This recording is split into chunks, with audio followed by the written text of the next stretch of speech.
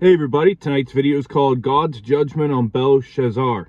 And tonight we continue our pass-through study here in the book of Daniel, where we're going to be looking at a disturbing message from God. So we are in Daniel chapter 5, and we'll look at verse 1 to open up. It says, Belshazzar the king made a great feast for 1,000 of his lords, and drank wine in the presence of the 1,000. So Daniel chapter 5, the events here take place in 539 BC, over 2 decades after King Nebuchadnezzar's death in 563-562 BC. And this king, whose name is similar to Daniel's, means Bel, in which that means protect the king, who is about to be conquered by the Medo-Persian army. And Nebuchadnezzar died after a 43-year reign. So Nebuchadnezzar was king for a very, very, very long time. And Belshazzar was confident because of Babylon's impressive defenses and his vast supplies. In verse 2, it says, while he tasted the wine, Belshazzar gave the command to bring the gold and silver vessels which his father Nebuchadnezzar had taken from the temple, which had been in Jerusalem, that the king and his lords, his wives, and his concubines might drink from them. So the celebration was destined to boost morale and break the phalanx of doom, because at the very time, armies of Medo-Persia had Babylon helplessly under siege. And under the influence of wine, Belshazzar committed this profane act. And don't think that Nebuchadnezzar was the father of Belshazzar. It was actually Nabonidus. And Hebrews often used father and son as equivalents for predecessor and successor. In verse 3 and 4, then they brought the gold vessels that had been taken from the temple of the house of God, which had been in Jerusalem, and the king and his lords, his wives, and his concubine drank from them. They drank wine and praised the gods of gold and silver, bronze and iron, wood and stone. So we see that Belshazzar was foolish enough not only to lose semblance of self-control at his party, but also to openly mock God. And this exercise was a call for their deities to deliver them.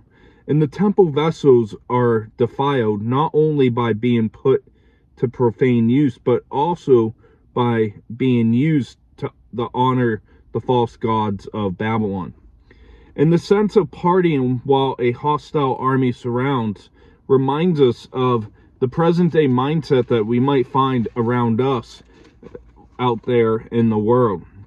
And today, many have the mindset that the best response to danger of the times is by forgetting about it. We don't want to reflect what's happening around us, and we want to escape into the pursuit of pleasure.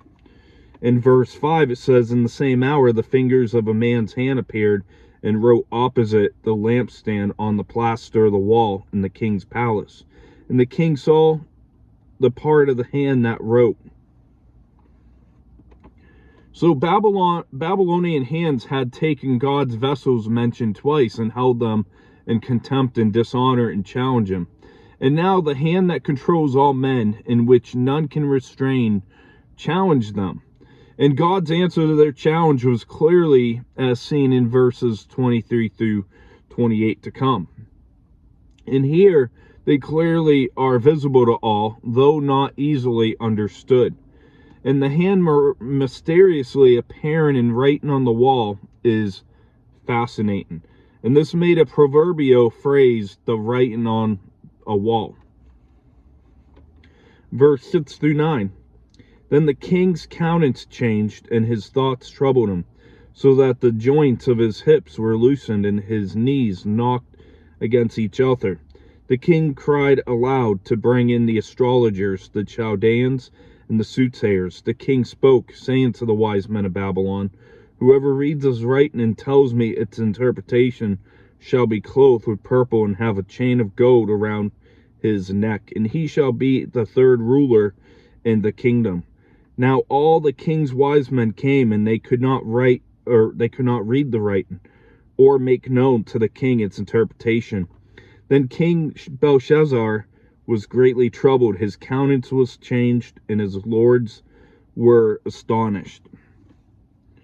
So verse 6, then the king's countenance changed, and his thoughts troubled him, so that the joints of his hips were loosened, and his knees knocked against each other. That is obviously figurative language, and what it's speaking about there is losing control of his bodily functions. And without God's help, the experts again failed, as we saw back in Daniel chapters 2 and Daniel 4. But God's man Daniel would not. And once again, a king required Daniel's assistance to understand a message from God that was meant for him. And we see purple dye used there. And purple dye is expensive. So pretty much purple dye was only in the hands of the wealthy individuals who could afford to wear clothing of this color. And the third ruler isn't literal in verse 7. It says, the king cried aloud to bring in the astrologers, the Chaldeans, and the soothsayers. The king spoke, saying to the wise men of Babylon, whoever reads this writing and tells me its interpretation shall be clothed with purple and have a chain of gold around his neck, and he shall be the third ruler in the kingdom. So the third ruler is figurative for high office. In verse 10 through 12, the queen, because of the words of the king and his lords, came to the banquet hall. The queen spoke, saying, O king, live forever. Do not let your thoughts trouble you, nor let your countenance change. There is a man in your kingdom, whom is the spirit of the holy God. In the days of your father, light and understanding and wisdom, like the wisdom of the gods, were found in him. And King Nebuchadnezzar, your father the king, made him chief of the magicians, astrologers, Chaldeans, and soothsayers. Inasmuch as an excellent spirit, knowledge, understanding, interpreting dreams, solving riddles, and explaining the enigmas were found in this Daniel, whom the king named Belshazzar. Now let Daniel be called, and he will give the interpretation. So possibly the queen was a surviving wife or the daughter of Nebuchadnezzar. And if the latter, she was the wife of Nabonidus, who co-ruled with Belshazzar, meaning he ruled along the side of him. And just like Nebuchadnezzar in Daniel chapter 4, the queen had confidence in Daniel. And Daniel was in his 80s at this time in 539 BC. So he wasn't, exactly the youngest.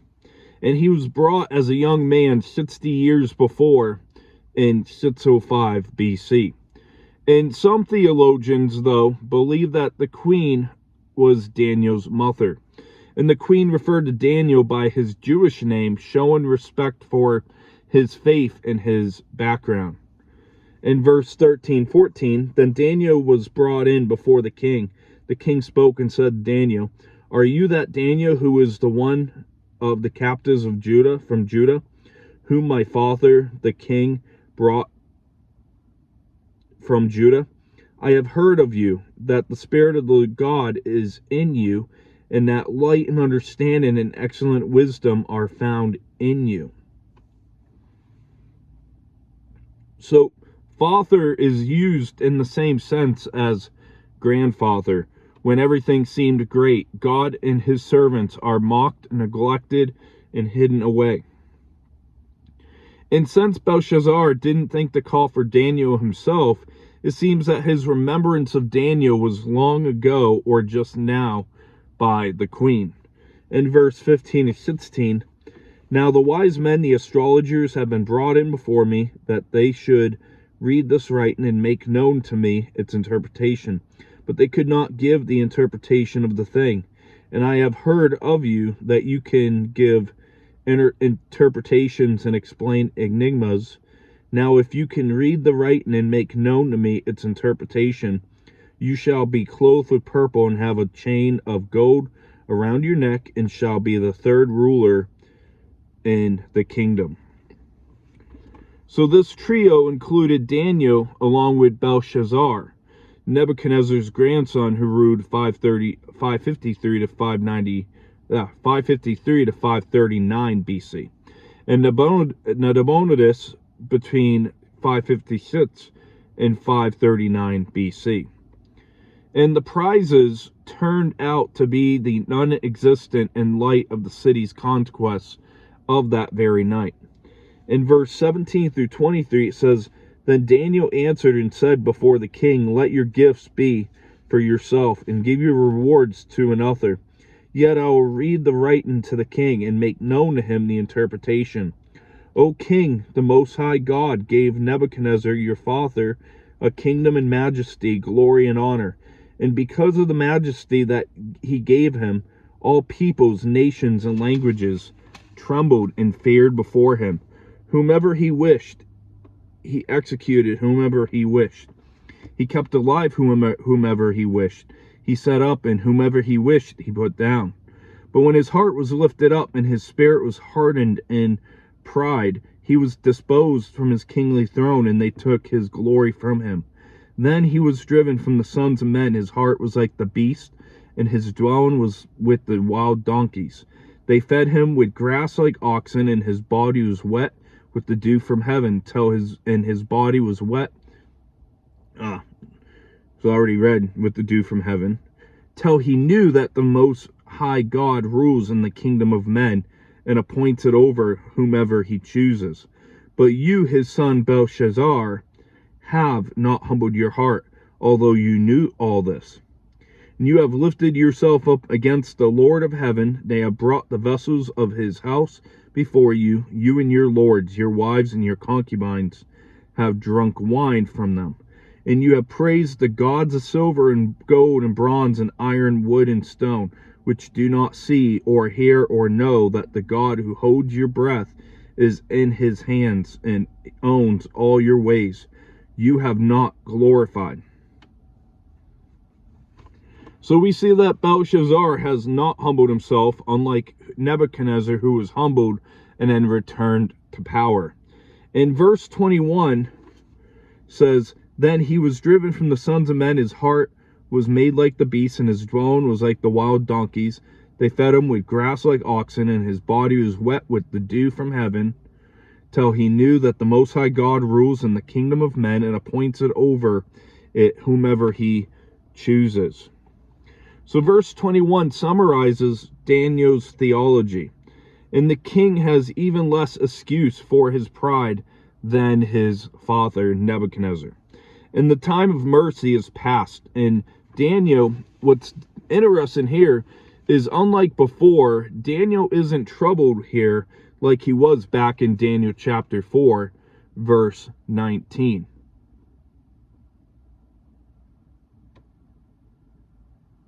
When he gave Nebuchadnezzar bad news. And he is actually kind of harsh. And Belshazzar has no excuse. The breath of the creature should praise the Creator, but Belshazzar instead blasphemed God with his breath. And the ways of the creature should glorify the Creator, but Belshazzar used his ways to mock and offend God. And every creature owes something to their Creator. In verse 24 through 29, it says, Then the fingers of his hand were sent from him, and this writing was written, and this is an inscription that was written, Mene, Tekel, Upharsin. This is the interpretation of each word. Mene, God has numbered your kingdom, and it finished it. Tekel, you have been weighed in the balances and found wanton. Peres, your kingdom has been divided and given to the Medes and the Persians. Then Belshazzar gave the command, and they clothed Daniel with purple and put a chain of gold around his neck, and made a proclamation concerning him, that he should be the third ruler in the kingdom. So the writing on the wall is God's answer to the arrogant challenge. presented by Belshazzar's pride and his defiance of the God who showed his existence and sovereignty in the time of Nebuchadnezzar. And many means counted or appointed and is doubled for stronger emphasis. Tekel means weighed or assessed by the God who weighs actions, as seen in 1 Samuel 2:3 and Psalm 62 verse 9. Peres denotes divided to the Medes or Persians. Pharsin in verse 25 is plural of Peres, possibly emphasizing the parts in division. And the U prefix in Pharsin has the idea of English and. And just like Nebuchadnezzar did in Daniel chapter 2 verse 48, in verse 29, Belshazzar honored Daniel, but unlike his predecessor, he does not honor Daniel's God as Nebuchadnezzar did back in chapter 2 verse 46-47. And given the prophecy, it's an empty reward. And Daniel held this post for only a few hours. In verse 30, it says, that very night Belshazzar, king of the Chaldeans, was slain. So one ancient account alleged that Persia's general Ugbaro had troops dig a trench to divert and therefore lower the waters of the Euphrates River. And since the river flowed through the city of Babylon, the lowered water enabled besiegers to unexpectedly invade via the waterway under the thick walls and reach the palace before the city was aware. And the end then came quickly as guards, Belshazzar and others were slain on October 16th, 539 BC. In verse 31 ends with, and Darius the Mede received the kingdom being 62 years old. So Darius may be an honored title for Cyrus, who with his army entered Babylon on October 29th, 539 BC. It is used in inscriptions for at least 5 Persian rulers. And what we find in history is that there's no mentions of a Pacific man named Darius the Mede. In the next chapter, verse 28 possibly translates Darius to Cyrus, but it's less likely that Darius is a second name for Guraru, Cyrus' appointed king to head up the Babylonian sector of his empire.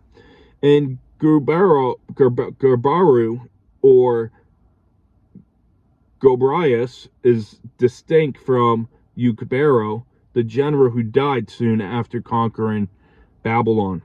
And as previously prophesied, Babylon met God's judgment from Isaiah 13 verse 47, Jeremiah chapters 50 and 51, and Habakkuk chapter 2 verse 5 through 19. And the word was fulfilled just as Daniel said, that God's word is always reliable and true. So to wrap up today's study, we look tonight at the writing on the wall with a disturbing message from God as Belshazzar hosts a great blasphemous feast. And may we remember to not hold to this reckless mindset like Belshazzar held to. Let's look at Ephesians chapter 5 verse 18. And it says here, and do not be drunk with wine, in which is dispensation, but be filled with the Spirit. And I'm going to read a little further through verse 21. So speaking to one another in psalm and hymns and spiritual songs, singing and making melody in your heart to the Lord, giving thanks always for all things to God the Father in the name of our Lord Jesus Christ, submitting to one another in the fear of God. So drunkenness is a waste of resources that should be submitted to Jesus. So as Christians, we should not be living a party lifestyle. In verse 5 showed God's writing a message on the wall.